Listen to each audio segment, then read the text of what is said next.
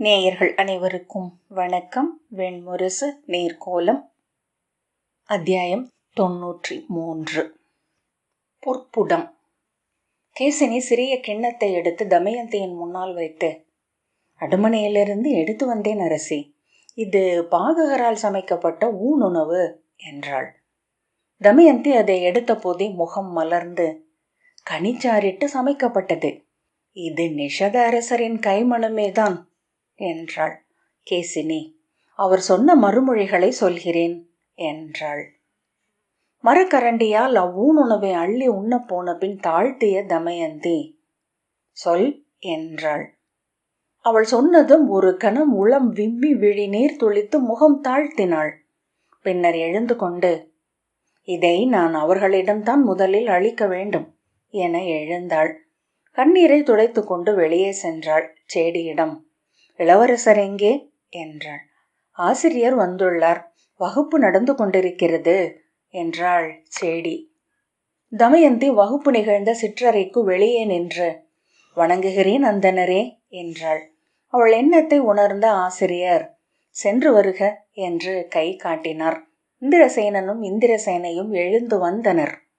பூ மீசையும் குரல் வளைமுழையும் திரண்ட தோள்களுமாக இருந்த இந்திரசேனன் விழிகளில் வினாவுடன் தலை வணங்கினான்.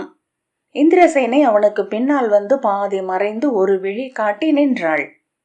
தோள்கள் திரண்டு முலை முகிழ்த்து கன்னங்களில் சிறு பருக்களுடன் பெண் என்று உருக்கொள்ள தொடங்கியிருந்தாள். நளனால் அவர்களை அடையாளம் காண முடியுமா என்ற ஐயம்தான் முதலில் அவளுக்கு ஏற்பட்டது. கையில் இருந்த கிண்ணத்தை நீட்டி, இவ்வுணவின் சுவை எதை நினைவூட்டுகிறது என்றாள். அவன் அதை வாங்கியதும் முகம் மாறினான். கைகள் நடுங்க அறியாது திரும்ப நீட்டினான். அதை இந்திரசேனை பற்றி கொண்டாள். தந்தை என்றான். எங்கிருக்கிறார்? இங்கு வந்து விட்டாரா என்று உரக்க கேட்டபடி அவள் தோள்களை பிடித்தான். சொல்கிறேன் என்றாள் தமயந்தி. அகத்தளத்திற்கு வா. இந்திரசேனை விம்மி அழத் தொடங்கிவிட்டிருந்தாள். இருவருமே அந்த ஊனுணவை வாயில் இடவில்லை. அவள் நடந்தபோது உடன் சிலம்பொலிக்க இந்திரசேனை ஓடி வந்தாள். அவள் தோளை பற்றி நிறுத்திய இந்திரசேனன், எங்கிருக்கிறார் தந்தை? நலமாக இருக்கிறாரா? அதை மட்டும் சொல்லுங்கள் என்றான். நலமாக இருக்கிறார் என்றே எண்ணுகிறேன் என்றாள் தமயந்தி. எங்கே இருக்கிறார் என்று அவன் தொண்டை உடைந்த இளங்குரலில் கூவினான். அவர் எங்கிருக்கிறார் என்று தெரியவில்லை. நேற்று நம் அடுமனைக்கு புதிய சூதன் ஒருவன் வந்தான். பாகுகன் என்பது அவன் பெயர். அவன் சமைத்த ஊனுணவு இது. இந்திரசேனன் அவள் கைகளை பற்றி கொண்டு, அவர்தான் நம் தந்தை. அவர் மாற்றுரு கொண்டிருக்கிறார், ஐயமே இல்லை என்றான். ஆனால் நம் அரசர் அல்ல என்றே தோன்றுகிறது என்று தமயந்தி சொன்னாள். அவன் நம் அரசரை நன்கு அறிந்தவன். அவர் கைமணத்தை தான் கற்று அறிந்தவன். அவனுக்கு நம் அரசர் எங்கிருக்கிறார் என்று தெரியும் என்பது உறுதி. ஆம், இப்போதே அவனை சென்று பார்க்கிறேன், அவனிடம் கேட்கிறேன் என்று இந்திரசேனன் கிளம்பினான். தமயந்தி, நீயும் செல். அவன் ஒருவேளை சினம் கொள்ளக்கூடும். நாம் அவ்வடுமனையாளனை கெஞ்சியோ மிஞ்சியோ அரசர் இருக்கும் இடத்தை அறிந்தாக வேண்டும் என்றாள். முன்னால் சென்று விட்டிருந்த இந்திரசேனன் திரும்பி, விரைந்து வா, அன்னம் போல் நடக்கும் பொழுதா இது என்று தங்கையை அதட்டிவிட்டு படி இறங்கி சென்றான். தமயந்தி பெரும் மூச்சுடன் சற்று அப்பால் வந்து நின்றிருந்த கேசினியிடம், என் மேலாடையை எடு என்றாள். என்ன இது அரசி, எனக்கு புரியவில்லை என்றாள் கேசினி. மனைவியிடம் இருக்கும் இறுதி படைக்கலம் என்றாள் தமயந்தி. அவளும் படி இறங்கி மைந்தர் சென்ற பாதையில் நடந்தாள். பின் நின்று தன் சிலம்புகளையும் வளையல்களையும் கழற்றி கேசினியிடம் அளித்துவிட்டு மேலாடையை நன்கு செருகிக் கொண்டு ஓசையின்றி நடந்து சென்றாள். இரு இளையோரும் செல்லும் தோறும் விரைவு மிகுந்து ஓடலானார்கள். அவர்கள் அடுமனைக்குள் நுழைந்ததும் இந்திரசேனன், பாகுகர் எங்கே? நேற்று வந்த புதிய அடுமனையாளர் என்றான். முதிய குரல், அவன் இன்று கிளம்பி செல்கிறானே, மூட்டைகளை கட்டி கொண்டிருந்தான், கிளம்பி இருப்பான் என எண்ணுகிறேன் என்றது. தமயந்தி உளம் திடுக்கிட நெஞ்சில் கை வைத்தாள். இந்திரசேனன், அவரது அறை எங்கே என்ற பின் உள்ளே ஓடினான். இந்திரசேனை உடன் ஓடும் ஒலி கேட்டது. தமயந்தி அவர்களை ஒலியினூடாகவே தொடர்ந்தாள். சிற்றறைக்கு முன் அவர்கள் தயங்குவதை கண்டதுமே நெஞ்சு நிலை கொள்ள பெருமூச்சுடன் சுவர் மறைவில் நின்றாள். அவர்கள் உள்ளே இருந்த பாகுகனை கண்டதும் திகைத்து சொல்லிழந்தனர். பாகுகன் என்பவர் என்று இந்திரசேனன் கேட்டான். உள்ளிருந்த குரல், நான் தான், தாங்கள் யார் என்றது. அதில் இருந்த நடுக்கமே அவர்களை அவன் அறிந்துவிட்டான் என்பதை காட்டியது. நாங்கள் எம் தந்தையை தேடி வந்தோம் என்றாள் இந்திரசேனை. இந்திரசேனன் அவளை திருத்தும் முகமாக, அவரை போலவே சமைக்கும் ஒருவர் இங்கிருப்பதை உணர்ந்தோம். நீங்கள் சமைத்ததே என்பதை அறிந்தோம். ஆகவே நீங்கள் எந்த இருக்கும் இடத்தை அறிந்திருக்க கூடுமென எண்ணினோம் என்றான். ஆம், அறிவேன் என்றான் பாகுகன். அறிவீர்களா? எங்கே என்றான் இந்திரசேனன். எங்கு இருள் கலையாமல் தேங்கி இருக்கிறதோ அங்கே. சில மீன்கள் ஒருபோதும் ஒளியை அறியாமல் ஏரிகளின் ஆழத்தில் சேற்றுக்குள் வாழ்கின்றன, அவற்றை போல என்று பாகுகன் சொன்னான். விலகாத இருள் என்பது ஒருவன் தன்னுள் இருந்து எடுத்துக்கொள்வதே. நான் உங்கள் தந்தையை கண்டபோது அவர் மேல் இருள் கவிந்து கொண்டிருந்தது. 4 திசைகளிலிருந்தும் இருளை எடுத்து தன்னை மூடிக்கொள்ள தொடங்கியிருந்தார். பின்னர் இருள் முழுமையாக அவரை மூடியது. எரிச்சலுடன் இந்திரசேனன், அவர் எங்கிருக்கிறார் என்று தெளிவாக சொல்ல முடியுமா என்றான். அதை அறிந்து என்ன செய்ய போகிறீர்கள்? செல்வம் திகழ்ந்த அரசை வைத்து சூதாடியவன், திருமகளும் கொற்றவையும் இணைந்தவள் போலிருந்த துணைவியை நடுக்காட்டில் விட்டு சென்றவன், மைந்தரை ஏதிலிகளாக்கியவன், தன்னைத்தானே ஒழித்து கொண்ட கோழை, அவனை மீட்டு கொண்டு வந்து என்ன செய்யவிருக்கிறீர்கள்? இந்திரசேனன் தன் இடையிலிருந்த குறுவாளை உருவி நீட்டி, இடிமகனே, ஒரு சொல் எழுந்தால் அக்கணமே உன் கழுத்தை வெட்டுவேன். அரசர் பெருமையை அடுமடையற அறிவர் என்றான்.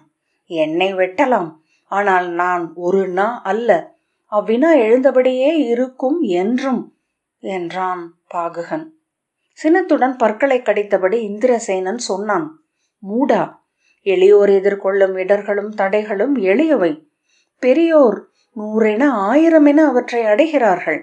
அவற்றை கடப்பதினூடாகவே அவர்கள் மாமனிதர்கள் என தெய்வங்களுக்கு முன் நிற்கிறார்கள். தந்தை என்ன செய்தார் என்று உசாவுதல் மைந்தனின் பணி அல்ல. தன் செவி முன் தந்தையை பழிப்பதை கேட்டிருப்பது அவன் நெறியும் அல்ல. அவர் அடைந்ததில் எஞ்சுவதை மட்டும் முன்னோர் கொடை என கொள்வதே மைந்தரின் வழி. செல்வமும் புகழும் அறிவும் அவ்வாறே வந்தடைய வேண்டும். கடனும் பழியும் இழிவும் கூட தந்தை கொடை என்றால் தலை வணங்கி ஏற்றாக வேண்டும். எந்தையை நான் அறிவேன். தன் எல்லைகள் மேல் தலையால் மோதிக்கொண்டிருந்தவர். நிஷாதர்களை பேரரசென்றாக்கியது அவ்விசையே. அதுவே இன்று அவரை அலைக்கழிய வைக்கிறது. வென்று மீளலாம், மீளாத இருளில் மறையவும் கூடும். போரில் வெல்வதும் வீழ்வதும் சத்திரியர்களை விண்ணுலகுக்கே கொண்டு செல்கிறது. தன்னுடன் போரிடுவதே வீரனின் முதன்மை பெருங்களம் என்று இந்திரசேனன் சொன்னான். இந்திரசேனை கை கூப்பியபடி, பாகுகரே, தந்தையை பழிக்க கேட்டு மைந்தன் கொண்ட சினம் அது என கொள்க. அருள் கூர்ந்து எங்கள் தந்தையின் இருப்பிடம் ஏதென்று தெரிந்திருந்தால் சொல்க. குரலுடைய விம்மி அழுதபடி, ஒரு நாளும் அவரை எண்ணாமல் நான் துயில் கொண்டதில்லை. ஒரு முறையும் சுவையறிந்து உண்டதில்லை. அவர் இல்லாது புவியில் எனக்கு ஏதுமில்லை. பாகுகன் விம்மி அழுதபடி 2 கைகளையும் விரித்தான். தன்னிடம் ஏதென்று தேடியவன் இப்போது கண்டடைந்தான். தந்தையரின் நீங்கா உறைவிடம் மைந்தர் நெஞ்சுமே என்றான்.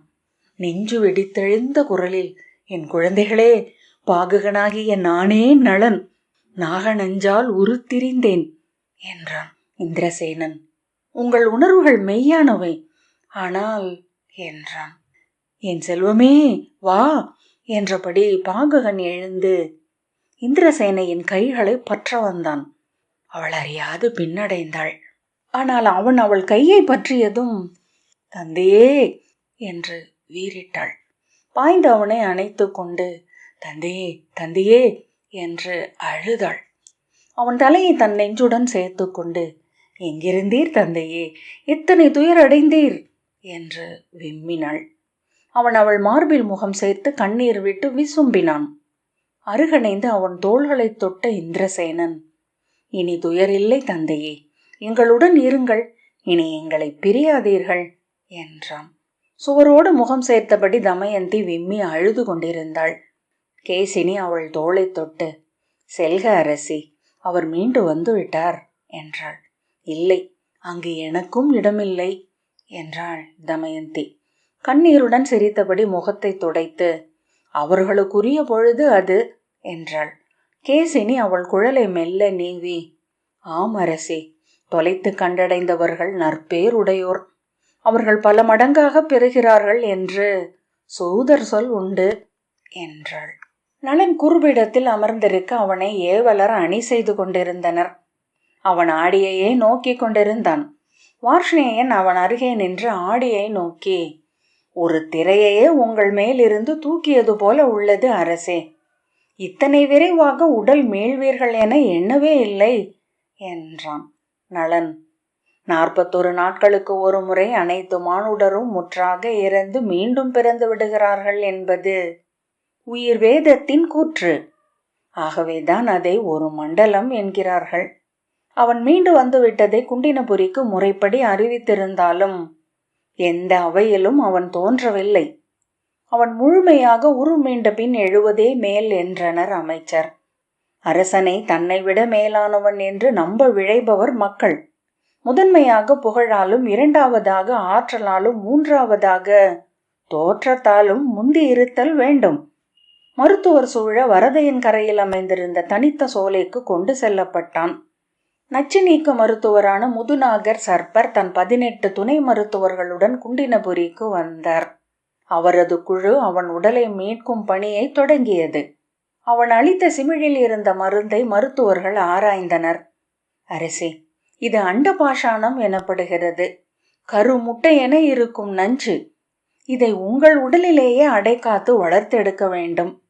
பின்னர் இது சிறகு விரித்து உங்கள் உடலில் இருந்து பறந்தெழுந்து அகல வேண்டும். இது உங்கள் உடற்கூட்டில் இங்கிருக்கையில் தன் ஆறா பெரும் பசிக்கு உங்கள் உடலையே உண்ணும். உடலில் முந்தி நிற்பது நஞ்சென்பதனால் அதை முதலில் இரையாக்கும், உடலையும் சற்று அழிக்கும். நஞ்சு நீங்கி இம்மறுநஞ்சும் அகன்றால் உடல் மீளும்.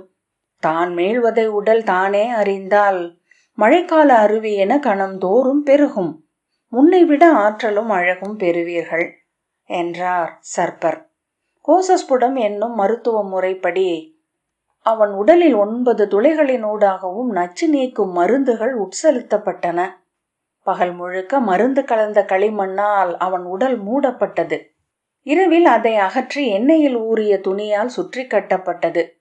ஒரு துளி ஒளி கூட நுழையாத சிறு குடிலில் இருளில் அவன் 41 நாட்கள் வாழ்ந்தான்.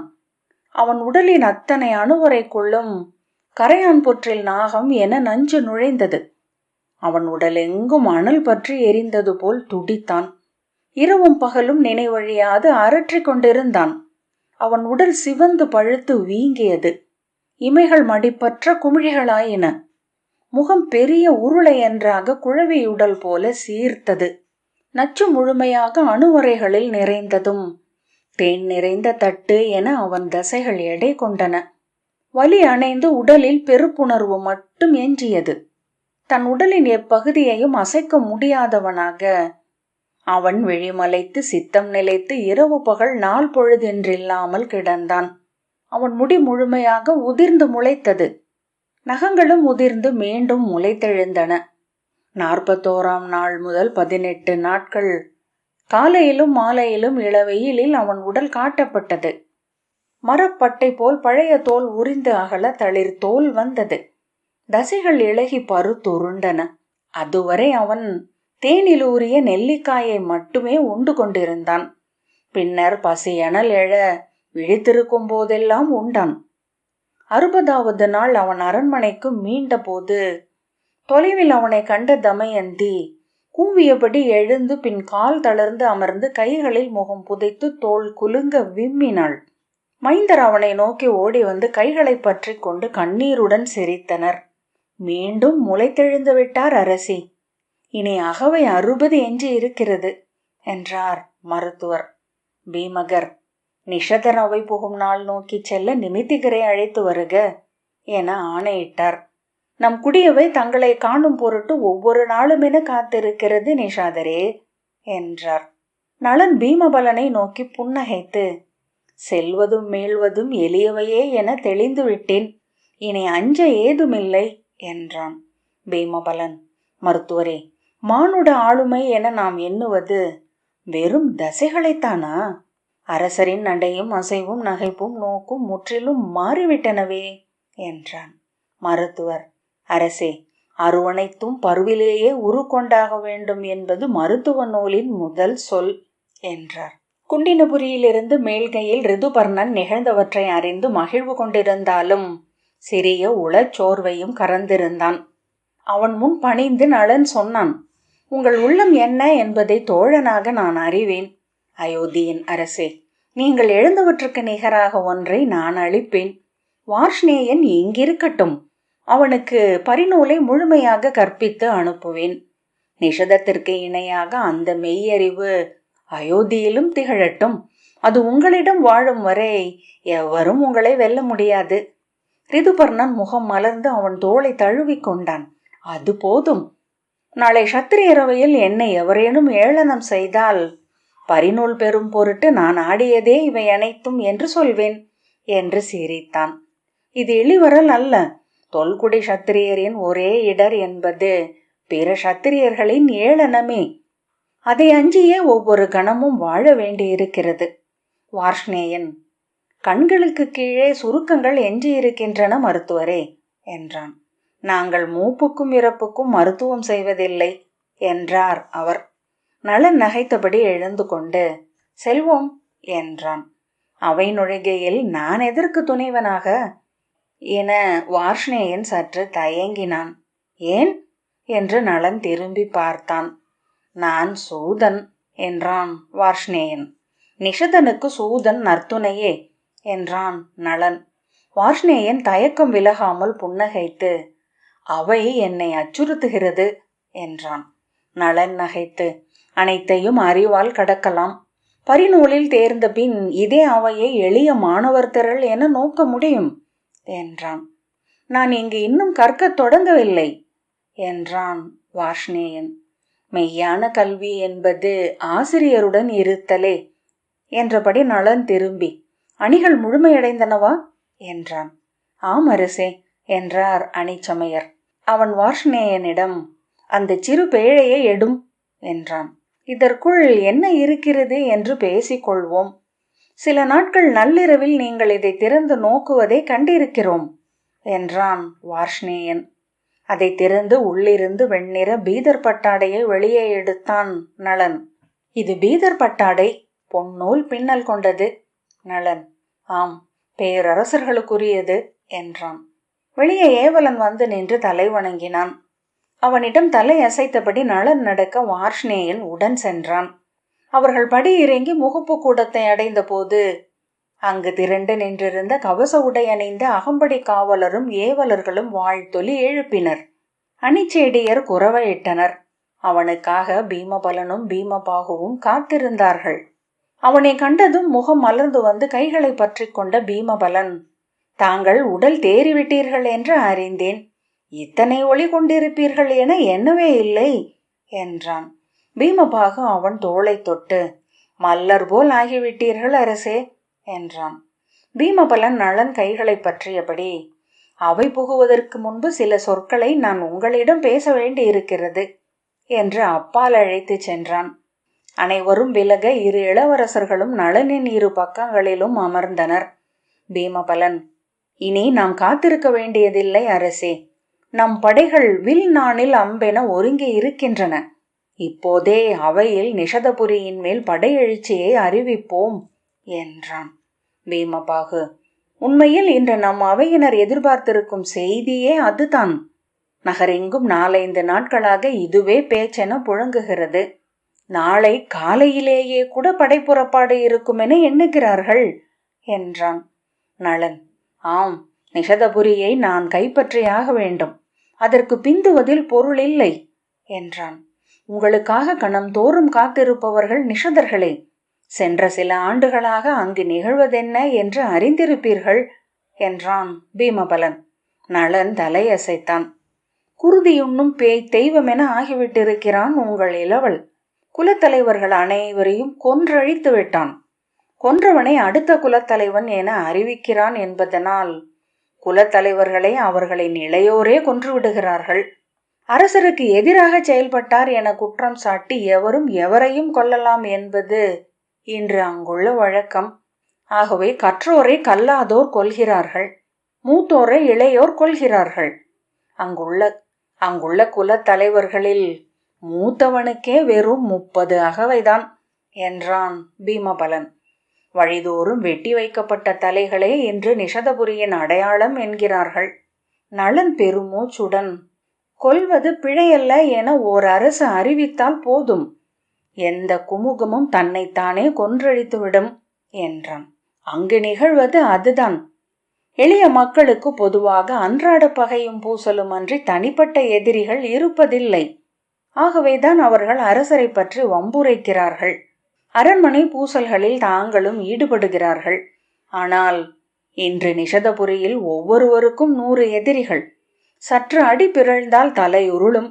ஆகவே ஒவ்வொரு கணமும் கூர் முனையில் நின்றிருக்கிறார்கள். ஒவ்வொரு முகமும் வலியில், அச்சத்தில், ஐயத்தில், வஞ்சத்தில் உச்சம் கொண்டு பாதாள தெய்வங்களைப் போல தோற்றமளிக்கின்றது என்கிறார்கள் ஒற்றர்கள். இளஞ்சிறார் கண்கள் கூட ஓநாய்களைப் போல தோன்றுகின்றன என்கிறார்கள் என்று பீமபலன் சொன்னான். மக்கள் தங்களை தாங்களே அழித்து கொள்ள விட்டுவிட்டு அரண்மனையில் அவன் கேளிக்கைகளில் திளைக்கிறான் என்று பீமபாகு சொன்னான். ஒரு நாள் தன் அவையை நோக்கிவிட்டு அவன் சொன்னானாம், அது வாழும் காடு என்று. காடு என்றும் இளமையானது. ஏனென்றால் அங்கே முதுமையும் நோயும் இளமையாலும் பசியாலும் அழிக்கப்படுகின்றன என்று அவன் சொன்னபோது அந்த அவை மகிழ்ந்து கூத்தாடியதாம். வெறுப்புடன் உதட்டை சுழித்து, நிஷதர்கள் அப்படியே அழுகி அழியட்டும் என விட்டு சதகர்ணிகளும் பிறரும் காத்திருக்கிறார்கள். ஆனால் தாங்கள் இருப்பது அறிந்தால் நிஷதபுரியை கைப்பற்றி விடுவார்கள். ஆகவே நாம் இன்னமும் பிந்துவது அறிவுடைமை அல்ல என்றான்.